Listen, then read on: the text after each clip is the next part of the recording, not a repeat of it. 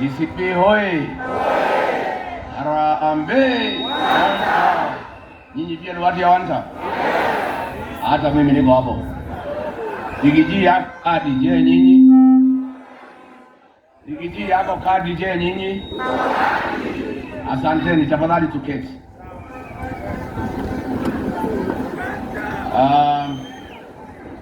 Good people, before I unveil one of the aspirants, the gubernatorial seat for Kiambu County, I wanted to say, unanisikia? Unanisikia huko nyuma?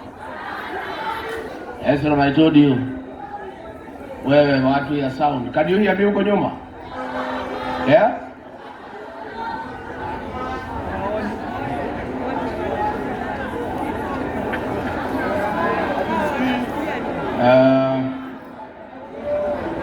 Before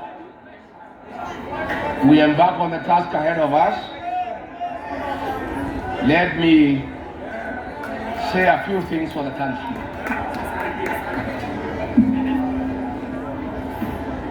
As Kenyan leaders and Kenyan people, we are concerned about matters territorial integrity and the security of our nation. For a long time now, Kenya's image is badly dented as a result of various activities by William Ruto and CS Interior Kipchumba Murkomen. Kenya's position in peace and security matters across the world is greatly mutilated as we speak. The Ministry of Interior and Coordination of the national government under Kipchumba Murkomen has failed Kenya. The CS Interior is the weakest link in the security of our nation, both internally and externally. President William Ruto and Kipchumba Murkomen are hosting war criminals from Sudan, and they are ones who supply weapons for murder and butchering of women and children in the Darfur region. As we speak, war criminals facing international sanctions, Hemeti and his 4 wives, they have been issued with diplomatic passports by Kipchumba Murkomen. That warlord who has international sanctions has been given a home in Ruda with his 4 wives that is guarded by the General Service Unit. This is very embarrassing to the Kenyan nation, that a war criminal facing sanctions by the United Nations, the European Union, and indeed the whole world has been given refuge in Kenya and is enjoying privileges meant for the Kenyan people. A warlord and his family, a man who has butchered women and children, have been given diplomatic passports. They have been given a safe haven in Nairobi with a house in Ruda, guarded by the General Service Unit. We are telling the international community that dealing with Hemeti and other war criminals is not enough. You need to impose similar sanctions. You need to impose similar sanctions to CS Kipchumba Murkomen so that he cannot travel outside Kenya, because he is the one giving diplomatic passport and giving safe haven to international criminals in Kenya. Number 2, as we go towards the general election, William Ruto and his people, sensing defeat, have decided to have selective issuance of IDs. Areas perceived to be against William Ruto, our young people are being denied IDs. In Nakuru, communities that support William Ruto are being issued IDs within 2 or 3 days, and chiefs from those communities are collecting the IDs and taking them home to the young people. Communities perceived to be against William Ruto are taking between 3 to 4 months for their IDs to be processed. We want to call on William Ruto and the government to stop selective issuance of IDs. They should stop discrimination. All Kenyan children deserve IDs, whether they support or oppose William Ruto. And we are putting the registrar of persons on notice. If this discrimination does not stop, we shall request our young people, the Gen Zs, to occupy the registration centers, the Kuruma centers, and your offices.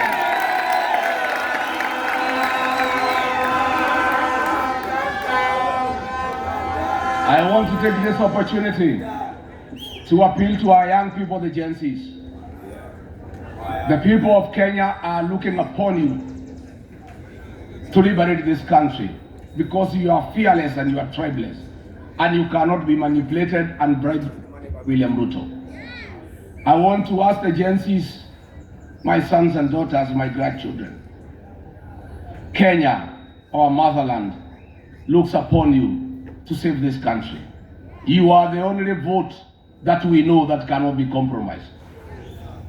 I want to commend you for what you have done so far, creating awareness among the people of Kenya through the smartphone. But I want to appeal to you, my children, that the real transformation of this country will take place on the ballot box.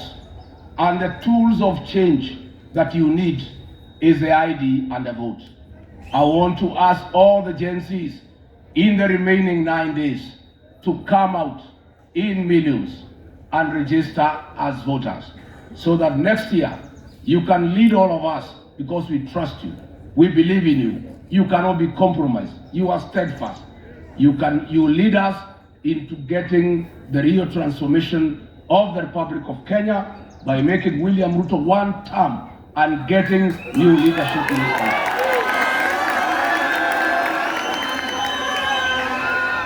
I want to tell the Gen Zs to bear with us and forgive us for having hijacked your slogan to Kokedi. We have no ill will. We are just envious. We like it. We are supporting what you have started. We are not taking away your slogan. We are saying you have done the right thing. You are leading and we are following. Let the young people continue leading us to register as voters. This address will not be complete without telling the people of Kenya the challenge that we face as a country in matters health. SHA, that monster by William Ruto and Aden Duale, is the greatest fraud since the history of independent Kenya. It was a scheme to steal 104 billion Kenya shillings from the people of Kenya. The previous NHIF had proposed a system upgrade at a cost of 800 million to address the challenges that were facing the defunct NHIF. William Ruto and company, in a scheme to defraud the people of Kenya and steal from them, came up with this monster called SHA and got a system that is costing 104 billion. Indeed, the truth of the matter is that they purchased the system at 1 billion shillings and they are stealing 103 billion from the people of Kenya. SHA cannot work and it will not work and it will collapse within 6 months. It was never meant to work. It was never meant to address the challenges that face the health sector. SHA was a scheme to defraud the people of Kenya 104 billion. When I hear Aden Duale saying SHA is working, he is talking to himself. William Ruto is talking to himself.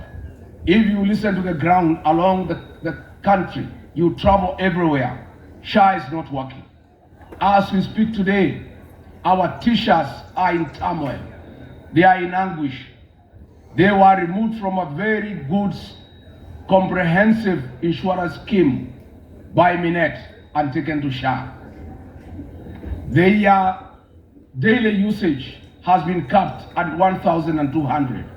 There is no hospital in Kenya where anybody can get any medical attention at a cost of 1,200.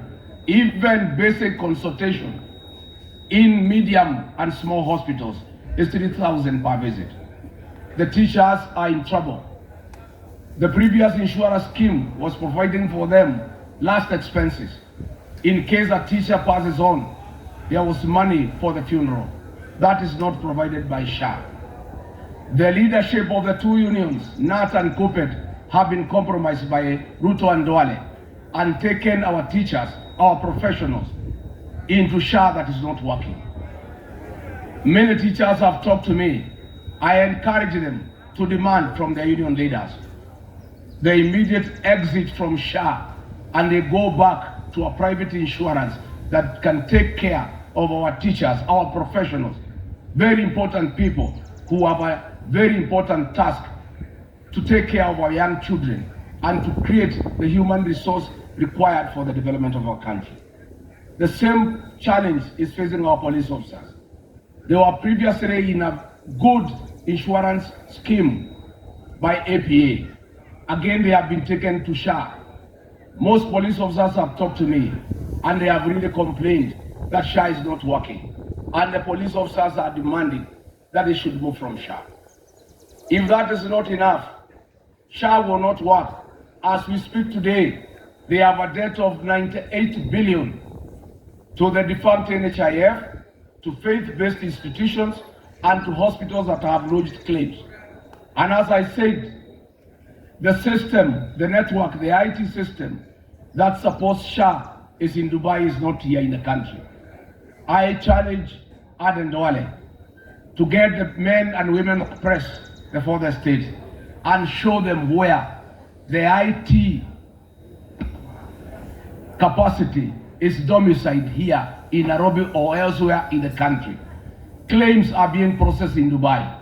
And as I said, that company in Dubai, owned by Duale, is being paid 600 million every month on the 2nd of every month.